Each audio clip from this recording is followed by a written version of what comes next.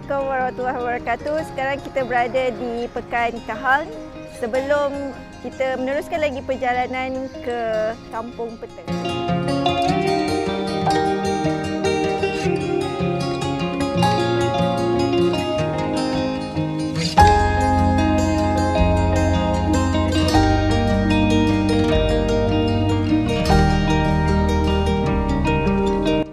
Kampung Peta merupakan pertempatan etnik Jakun dan berada di pedalaman hutan bersebelahan dengan Taman Negara Johor Endau Rompin. Dari jalan utama Kahang Mersing jauhnya lebih kurang 60 km.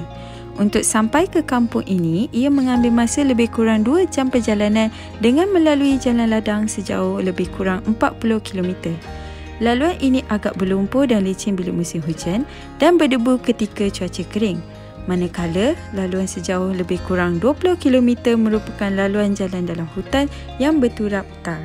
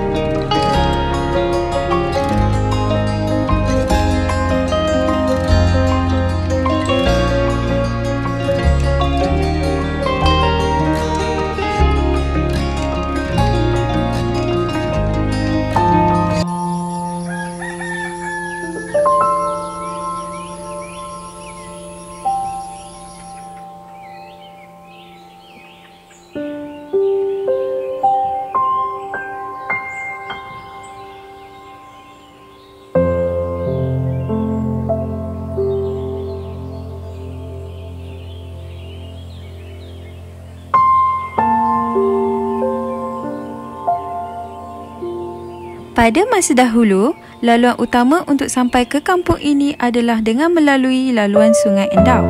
Pada masa itu, pekan utama mereka ialah Pekan Endau dan di pekan ini mereka biasanya menjual hasil hutan dan mendapatkan keperluan harian. Ada kalanya mereka melakukan pertukaran barang iaitu barter trade dengan peniaga yang datang ke kampung mereka.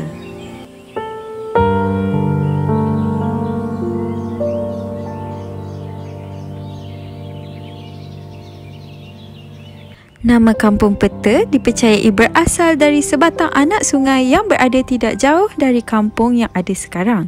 Kedudukan kampung ini juga tidak jauh dari Bukit Peta dan bukit ini merupakan sepadan antara Johor dengan Pahang.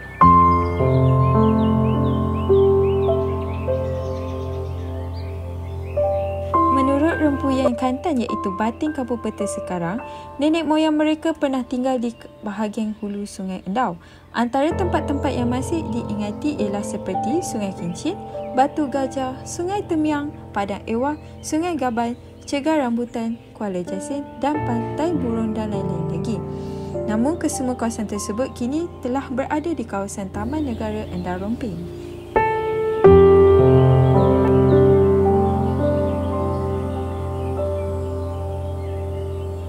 Pada akhir abad ke-19, H.W. Lake dan H.J. Khalsa iaitu lebih kurang 130 tahun dahulu dalam catatannya semasa menyusuri hulu Sungai Endau menyatakan sewaktu sampai di Kuala Lemako terdapat pertempatan beberapa keluarga orang Jakun tinggal di situ. Mereka dikatakan pernah tinggal di Batu Gajah tidak berapa jauh dari pertempatan Kampung Peta yang ada sekarang.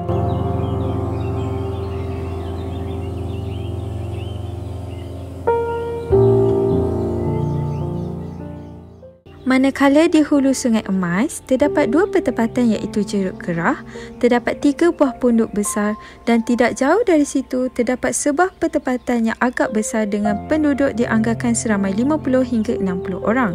Ini bermakna di sekitar kaki Bukit Janing Kampung Peta telah didiami oleh etnik orang Jakun.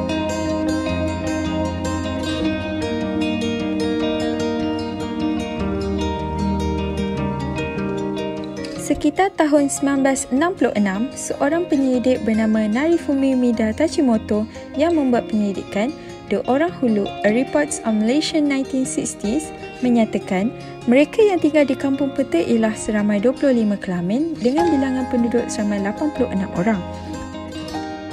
Pada ketika itu, kedudukan kampung peta lama berada di seberang Sungai Endau iaitu bertentangan dengan kedudukan kampung peta yang ada sekarang dan kini bekas tapak pertempatan tersebut dipanggil Kampung Lama Peta.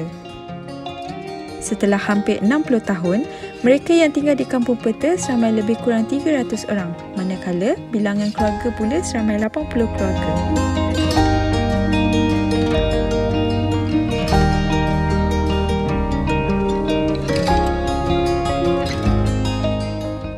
Mengimbau semasa zaman darurat melanda negara iaitu pada tahun 1949, mereka yang tinggal di Kampung Peta dan kawasan berhampiran pernah dikumpulkan di satu lokasi yang kini berada di seberang sungai iaitu berhadapan dengan bangunan Nature Education and Research Centre NERC dikenali sebagai Padang Ewah.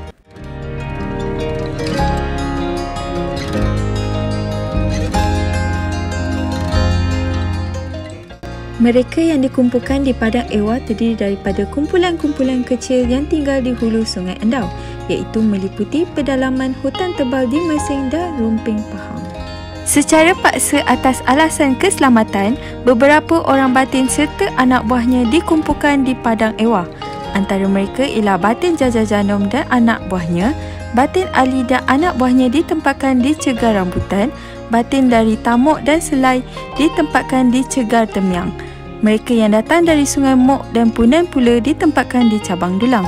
Jumlah keseluruhan yang tinggal di Padang Ewah mencecah lebih 300 orang. Namun tidak berapa lama di Padang Ewah, akhirnya mereka dipindahkan ke Tanjung Pelanduk sekitar tahun 1951. Lokasi Tanjung Pelanduk berdekatan dengan Pekan Endau, manakala di Bukit Beruang yang kedudukannya di seberang sungai menempatkan mereka yang berasal dari Tanah Abang, Tanjung Tuan, Mentelong, Denai dan Sungai Kembar.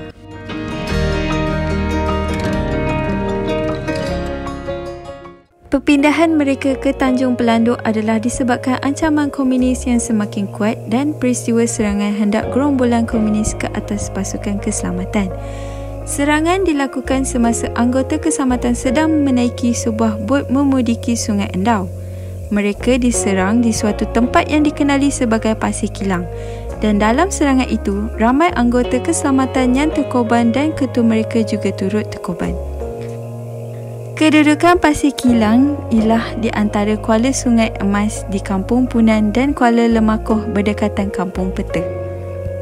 Setelah keadaan darurat semakin reda iaitu sekitar tahun 1958, mereka yang dikumpulkan di Tanjung Pelanduk dan Bukit Beruang mula kembali ke tempat asal masing-masing. Mereka mula mendiami semula pertempatan seperti Kampung Labong, Kampung Tanjung Tuan, Kampung Jorak iaitu Tanah Abang, Kampung Mentelong, Kampung Denai, Kampung Punan dan Kampung Peta. Di kampung-kampung tersebut, mereka tinggal dan menetap kekal sehingga sekarang.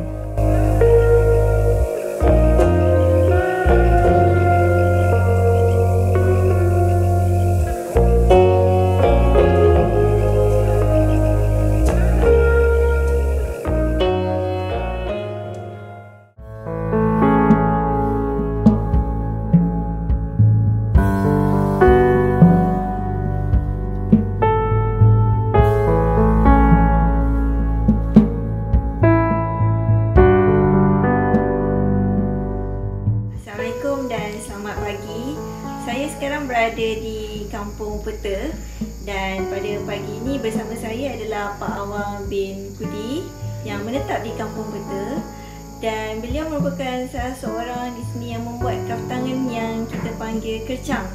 Sejak bila Pak Awang mula membuat kercang? Start kercang ni, yang start mula yang buat kercang ni tahun 80-an lah lebih kurang macam tu.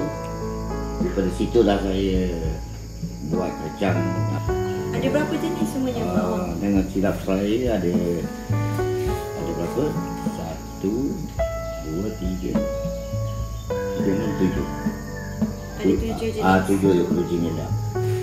Yang ada 12 step, 9 step. Banyak tu. Banyak. 9, 15, tambah 7, 3 step.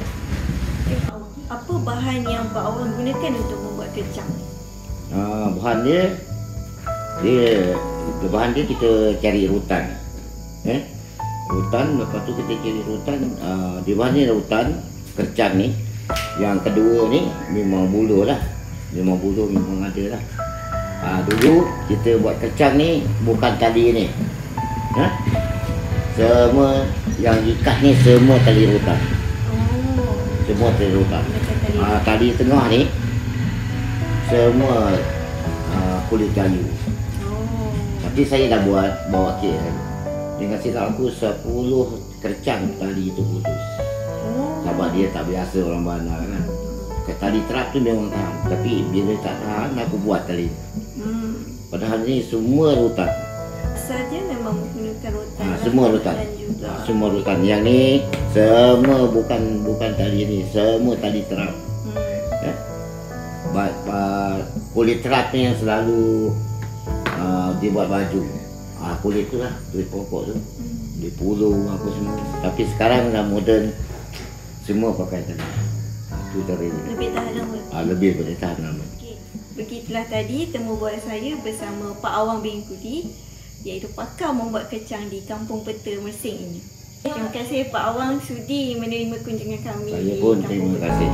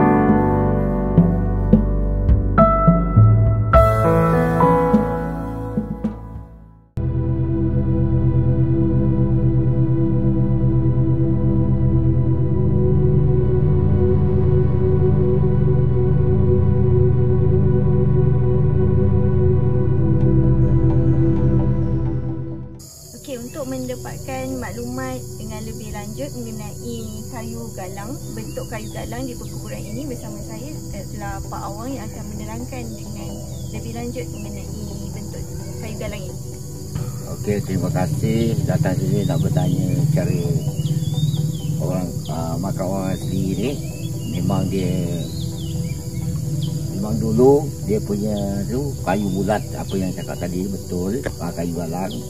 Buatlah sekarang dia buat juga, tapi dia tak berapa kuat. Dia tukar balik baru ni, dia buat papan batang kayu penak.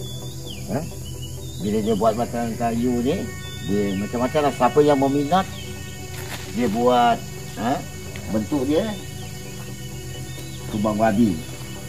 Dia terpulang daripada anak dia. Yang okey macam ni untuk subang babi. Ada dah ukiran, ada dua. Satu subang babi, yang kedua ni subang sari bulat. Saya dia orang asli ni kalau meninggal semua lengkap. Dia ada gambar burung, ada boot pun ada, senapan panah pun ada. Tu ada bekalan untuk roh dia besok mungkin. Dia pergi cari apa yang dia tuju nak tu. Itu cara orang asli.